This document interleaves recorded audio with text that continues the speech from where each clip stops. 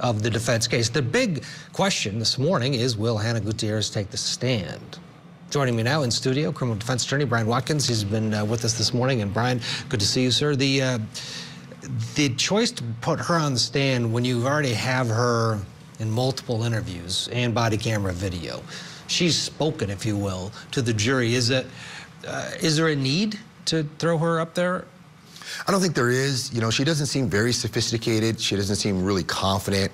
And the last thing you want to do is put her up on the stand and have her cross-examined and maybe bring up some inconsistencies that she would say between the multiple statements. Whenever we have multiple statements out there, it's very difficult to describe something exactly the same way you did it the first time and a time that you described it maybe months or even years prior.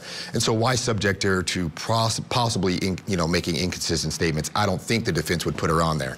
The other issue is the drugs. She had what the state believes is cocaine that she gave to the co-worker. It's like, hey, can you keep this? She'll be questioned about that, and that will be uncomfortable, especially if she tries to say that it was something else, because even if it is something else, people likely believe it was cocaine given the testimony we've heard during the trial. But she is young and not just inexperienced, but to your point, not sophisticated. If she does take the stand, she could connect and get some sympathy as being someone who was a fish out of water and totally just, if she leans into her youthfulness and her inexperience, could she garner some sympathy? Because once someone takes the stand, everything else that's happened in the case, it's over, right? I mean, as a juror, you're just focusing on her and do I believe her and et cetera, et cetera. So could there be a little window here? Absolutely. She could play that card, play the youth card, play the inexperienced card, and say, hey, I was doing the best I can. And that's a great point, because you know what that point brings up? She's guilty of what? Negligence.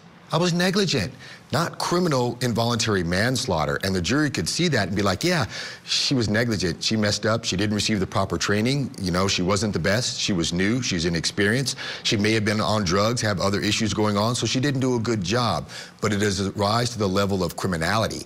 Negligence is below criminality. She can be negligent and be sued and, probably be liable, but criminal involuntary manslaughter, go to prison for her actions, a jury could be like, no, it doesn't rise to that level.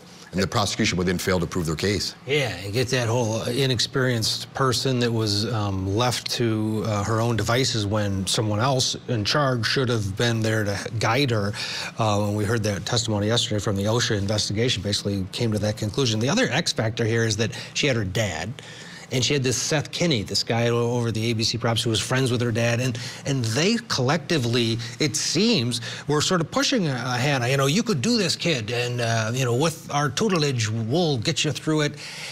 There was testimony about the fact when Kenny was on the stand that Hannah was texting him saying, dude, you're pushing me over a ledge here. I don't know what I'm doing, and you and my dad aren't helping me. Let's take a listen to that. She says, you never mentioned this. I definitely lost some off of the belts during the action scenes. Right. She says maybe like 50 total. I'm not sure. And then she says, so I have to round those up tomorrow and count these? Yep. That was the conversation. And then does she say to you, you both just send me out to do these things and don't teach me right. Shame on both of you. Yes. Okay. And you respond, you're a naughty child. I'll let Papa handle this one. Right. Were you joking? Partially. Who does it help, the defense or the state, that she was inexperienced and was not good at her job, given the full story? It helps the defense. Like I said, anything that the prosecution wants to put on that she did wrong, anything that the jury is going to say that she did wrong, can be chalked up to inexperience. And then we're going back to the negligence standard. She was negligent, but is she criminally liable? I think that out that the defense gets by her being inexperienced, I think really does help the defense. And you got to understand here, too, we're not asking her to be an aircraft mechanic or a space shuttle mechanic. Right. Being an armorer is not something that you need 4 years of college and some special training and then another additional 4 years of grad school to do. We know don't point guns at people if there's going to be live rounds and if there's, you know, a live gun. We know these things. She's supposed to just bring the props to the actors. You know, this is happening all day, every day, on every movie set, on every TV show. It's something that rarely happens when someone gets hurt. And so her job is not that hard.